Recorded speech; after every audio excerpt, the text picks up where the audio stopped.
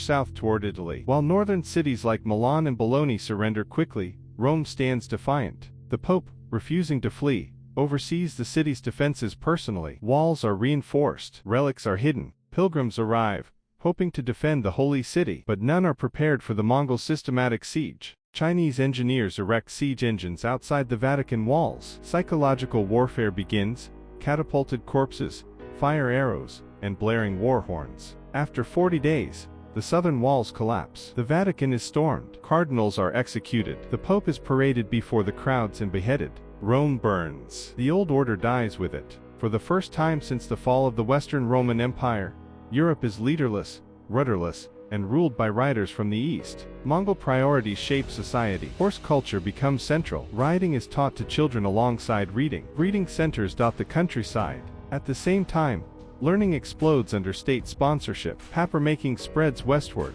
Printing presses, adapted from Chinese models, appear in Bruges and Toledo. Literacy rates soar. The University of Paris is rebuilt under Mongol supervision and becomes a center of cross-cultural learning. Mathematics, medicine, and astronomy thrive.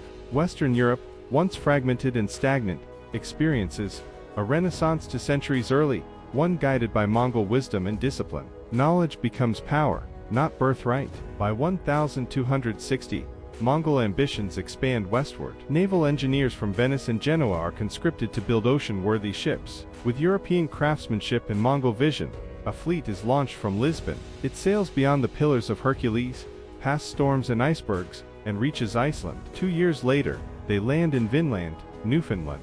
The Mongol Empire becomes the first power to cross the Atlantic. They establish outposts and begin trading with native peoples. Horses gallop across North America not from Spanish ships, but from Mongol caravels. The Western Khanate becomes a transatlantic empire, centuries before Columbus dreams of sails. Even under Mongol rule, resistance simmers. Secret societies form in the Alps, Iberian hills, and the forests of England. Christian martyrs are canonized in secret. Songs of old kings and lost freedoms circulate among the oppressed. In 1265, a major uprising erupts in northern Italy. Milanese rebels kill their Mongol governor and declare independence. The Western Khanate retaliates with fire and steel. Entire districts are flattened, but the spark of rebellion cannot be crushed forever.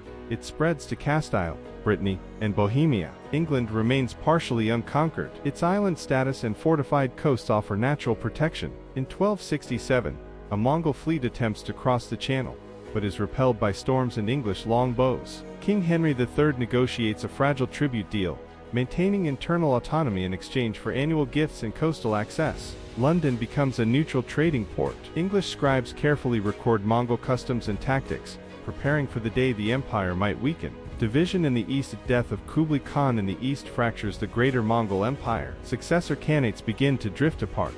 The Golden Horde, Ilkhanate, and Yuan dynasty squabble over tribute routes and succession. The Western Khanate finds itself increasingly isolated. Its leaders struggle to maintain loyalty to Karakorum while managing European unrest. This decentralization sows the seeds for future collapse. For now, though, the empire holds firm. Rome, once the seat of Christianity, becomes a symbolic capital under Mongol patronage. A descendant of Bachu Khan commissions a new forum, blending steppe architecture with classical ruins. Statues of Mongol generals sit beside crumbling Roman columns. A new calendar is introduced, marking years from the conquest of Paris. Pilgrims arrive to see the relics of the old world transformed by the new order. Rome survives, not as a papal stronghold, but as a monument to empire. The plague arrives early in 1270.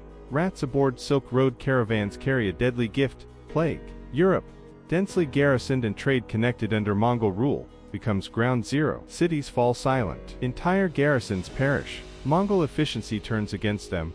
Roads that once brought prosperity now spread death. Millions die. The Mongols respond with quarantine zones and controlled burns, but the empire suffers. Rebellions gain traction amid the chaos. For the first time in decades, Mongol strength falters. Spain and Portugal, scorched early by Mongol raids, begin to rise from ashes. Local leaders unite under banners of liberation. Castilian princes rally peasants, knights, and clergy into a new reconquista, not against Moors, but against the Khans. In 1275, Toledo becomes the center of Christian resistance. Its cathedrals serve as armories. Guerrilla warfare spreads. For the Mongols, Iberia becomes a bleeding wound, draining resources and morale. The scholar revolts ironically.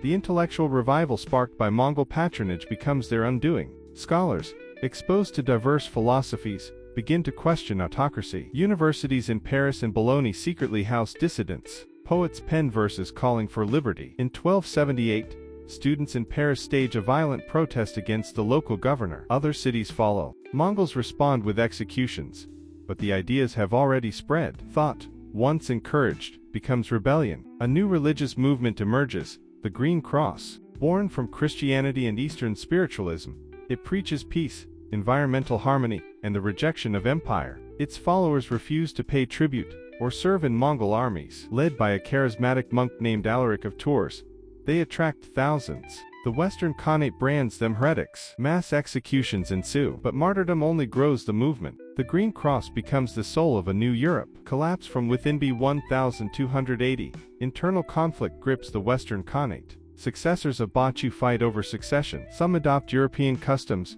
others cling to nomadic traditions. Corruption spreads. Local administrators enrich themselves. Army units go unpaid. Rebellions in Iberia and northern Italy gain permanent territory. The Mongol grip loosens. Their once feared name now sparks defiance more than fear. The empire is bleeding and breaking. In 1285, Khan Temur, the last true ruler of the Western Khanate, dies without an heir. Civil war erupts. European warlords seize the chance. France declares independence. The Vatican is re-established in Avignon. English kings proclaim themselves liberators. Mongol garrisons flee or are slaughtered. By 1290, only a few Mongol enclaves remain in eastern Germany and Italy. The empire that once stretched from the Pacific to the Atlantic collapses like all before it. A changed Europe. The Mongols are gone.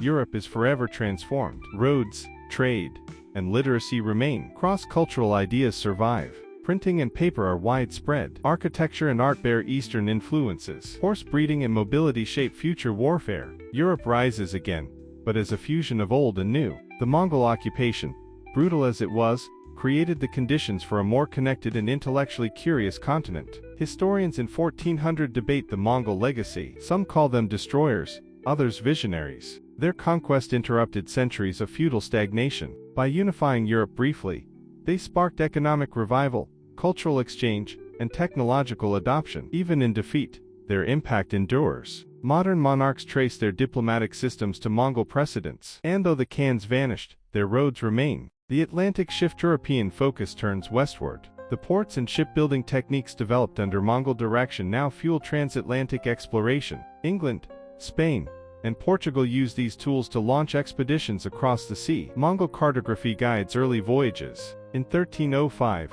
a Spanish captain reaches the Yucatan coast, 150 years ahead of Columbus. The age of empire begins anew, but with a Mongol blueprint. In villages from Wales to Croatia, tales of the Khans linger. Some view them as monsters, others as lawgivers. Children grow up hearing of the ghost riders of Karakoram, or the burning of Notre Dame. Plays and epics are written. The Mongol past becomes legend. In time, fiction blends with fact, but the shadow they cast remains.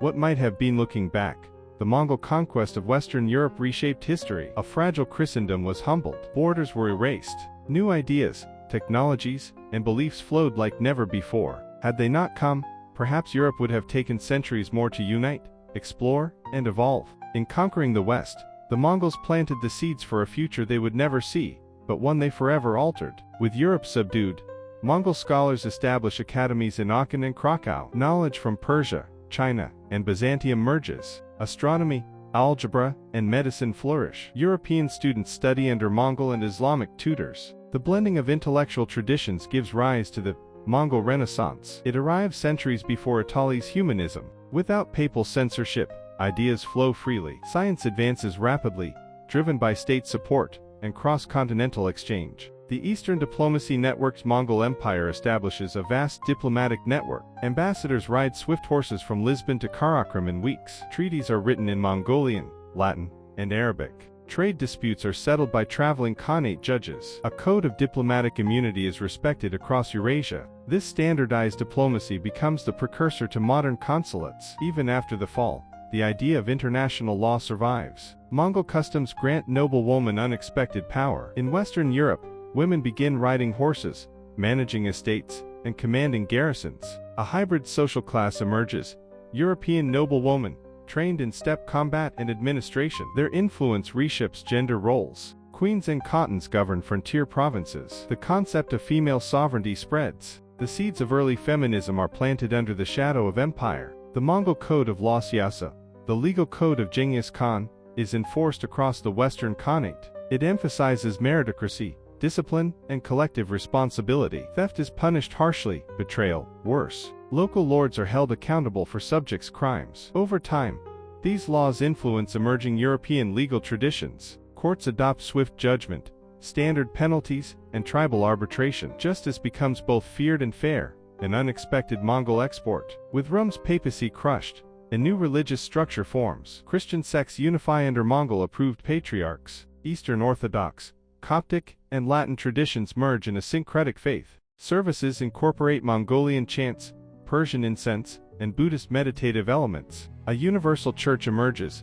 less hierarchical, more communal. It preaches unity and tolerance. Mongol rule inadvertently heals the East-West schism of Christianity. The Slavic resurgence in the vacuum left by fractured Western states. Slavic principalities rise. Under partial Mongol rule, cities like Novgorod and Kiev become cultural powerhouses. They serve as bridges between East and West. Mongol patronage funds Slavic artists and writers. Cyrillic script spreads westward. A pan-Slavic identity forms, blending Christian tradition with Mongol pragmatism. These states will later influence a different kind of Europe. By 1300, confounded universities dominate Europe. Students from Cairo to York attend schools in Prague and Vienna. Subjects span Confucian ethics, Islamic theology, and Greek logic. Professors travel on imperial stipends. Learning becomes globalized. The elite speak 5 languages. Intellectual curiosity becomes the new nobility. The Dark Age ends, not through local reform, but because the Khans demanded enlightenment. Gunpowder and the Mongol arsenal imported from China. Gunpowder changes the battlefield. Mongol engineers build primitive cannons and rockets. European smiths refine them. Warfare shifts rapidly. Castles become obsolete. Knightly orders crumble. The Mongols' monopoly on siege technology ends feudal warfare. Future European wars will be fought not by lords and knights, but by states and explosives. The military revolution begins centuries ahead of schedule. As cultures merge, a new lingua franca develops, Euro-Mongolic. It borrows grammar from Mongolian, vocabulary from Latin, and structure from Persian. Used in trade, diplomacy, and law, it enables cross-cultural communication across Europe. Bards sing ballads in Euro-Mongolic, scribes pen treaties in it. Over time, it becomes a written and spoken symbol of imperial integration, bridging East and West in every sentence. The Khanate of the Rhine in 1360.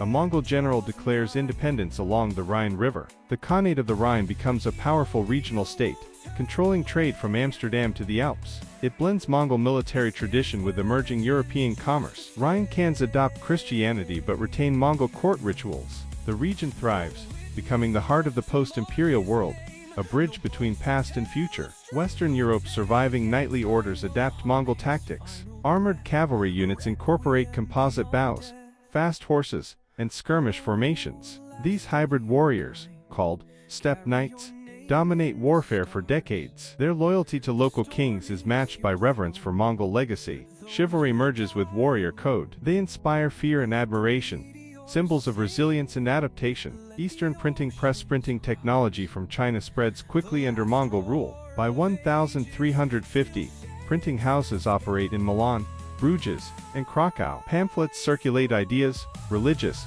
political, philosophical. Literacy expands among commoners. The Enlightenment arrives early. A century before Gutenberg, Europe buzzes with printed debate. It's not rebellion that sparks revolution, but access to ideas, enabled by Mongol infrastructure. In 1372, a global summit of former Mongol territories is held in Constantinople. Called the Fire Treaty, it recognizes the dissolution of the Mongol Empire and establishes new rules for peace, trade, and territory. Former rivals sign accords. A code of intercontinental conduct emerges, proto diplomacy. Though the empire ends, its echoes organize a new world order. The rise of the Iberian Khanates in post-imperial Spain and Portugal. Former Mongol governors found successor states. These Iberian Khanates blend nomadic law with maritime ambition. They fund explorations, map Atlantic currents, and build ports. With Asian shipwright knowledge, they launch fleets toward Africa and the Americas. Iberia becomes the new face of empire, oceanic, hybrid, and ambitious. The Mongols' road systems remained for centuries. Known as the Sacred Roads, they stretch from Lisbon to Samarkand. Way stations, known as yam posts, evolve into towns. Postal systems, trade convoys, and pilgrims use these routes. Even as empires fade, the sacred roads preserve connection. They become arteries of culture and commerce, proof that empire's infrastructure can outlive its politics. The Western shaman spiritual traditions fuse across continents. In the Alps and Pyrenees, local healers begin adopting Mongol shamanistic practices, drumming, ancestor worship, spirit mediation. These Western shamans offer guidance in times of plague and war. They blend Celtic, Christian, and steppe rituals. Communities turn to them when faith falters. A new, earthy mysticism spreads in former Mongol lands. A vast archive of imperial records is discovered in the ruins of Karakorum. Scrolls detail governance, espionage, intermarriages, and distant rebellions. Historians in Europe pore over the texts. A new academic field arises, Mongol studies. The archives change perceptions, revealing not just conquerors, but administrators, visionaries, and philosophers. History is rewritten with nuance. Mongol-inspired Art Nouveau in the 15th century, artists draw on Mongol motifs, flowing lines, celestial animals, and nomadic patterns. Proto-Art Nouveau emerges. Tapestries, manuscripts, and frescoes feature blended aesthetics. Mongol armor inspires fashion. Palaces mimic yurts in layout. Culture doesn't forget conquest. It reinterprets it into beauty. Art becomes the final frontier of integration. In the late 1300s, efforts begin to reclaim lands damaged by war and empire. Forests are replanted, rivers redirected, cities rebuilt. The Great Reclamation becomes a shared European mission. Former enemies collaborate. Mongol-era canals are repurposed for agriculture. Ecology and restoration replace conquest as civilizational goals. The future looks green. The Mongol mindset centuries later, the Mongol mindset persists. It values mobility, pragmatism, and adaptation. Entrepreneurs, educators, and generals study Mongol case studies. Their influence becomes unconscious, a background force shaping ambition and innovation. Europe thinks differently because the Khans once ruled it. The Mongol Empire faded, but its legacy endured. Roads, ideas, languages, art, diplomacy. The West it once ruled did not collapse, but evolved. The fusion of East and West sparked a new trajectory for humankind. Not better, not worse, just different. And in that difference lies the story of what might have been. Passed down through generations are tales of invisible riders, appearing in the mist to protect forgotten cities. Described as swift, almost supernatural warriors wielding ancient knowledge and steppe power. These legends blend with European folklore, creating a new cultural layer that shapes the identity of many regions. These stories inspire art, poetry, and a shared sense of mystery surrounding the Mongol legacy. The influence of Mongol diplomacy on modern relations. Many modern diplomatic practices and international agreements trace their roots to systems established by the Mongol Empire. Rapid courier services, diplomatic immunity, and neutral territories were Mongol innovations. This legacy continues to shape how nations conduct diplomacy and negotiations, emphasizing speed, respect, and structured dialogue on a global scale. The Mongol conquest triggered massive population movements and cultural blending. Steppe nomads, city dwellers, and mountain peoples intermingled, exchanging crafts, customs, and languages. The result was a multicultural continent, where new traditions, arts, and cuisines emerged, combining Eastern and Western elements into a vibrant, hybrid culture. Introduction of steppe governance in European principalities. Local aristocracies had to adapt to Mongol administrative methods, which emphasized rapid decision-making and centralized power. These reforms strengthened states, making them more agile and prepared for future challenges. Several European principalities evolved into more efficient, organized political entities, blending local traditions with steppe governance. Under Mongol control, trade routes unified, stimulating urban growth and the rise of new craft centers. Innovative credit systems and early stock exchange practices developed. This economic revolution laid the groundwork for the Renaissance and the eventual rise of capitalism in Europe, accelerating the continent's integration into a global economy. Mongol warriors and European knights exchanged combat techniques, giving birth to hybrid martial arts blending steppe archery, horseback tactics, and European swordsmanship. Training academies emerged, where students learned both styles, creating versatile fighters who could adapt to diverse battlefields. This fusion influenced military doctrines for centuries. The Mongol influence on European architecture. Architectural styles merged as nomadic Mongol designs, integrated with Gothic and Romanesque elements. Yurts inspired temporary pavilions and festival tents, while Mongol motifs appeared in carvings and frescoes. Cities featured expanded fortifications with rapid construction techniques, blending aesthetics with practicality. Food culture flourished as Eastern and Western ingredients and recipes combined. Spices like cumin and coriander became staples in European kitchens. Dishes featuring horse meat, dairy from mares, and fermented beverages entered local diets. This culinary exchange symbolized deeper cultural blending beyond politics and war. Environmental changes due to Mongol land use. The introduction of nomadic pastoralism transformed parts of Europe's landscape. Large herds grazed open plains, changing vegetation patterns. Some forests were cleared for steppe-style settlements. These environmental shifts influenced local economies and even folklore, as new wildlife and landscapes entered the collective imagination.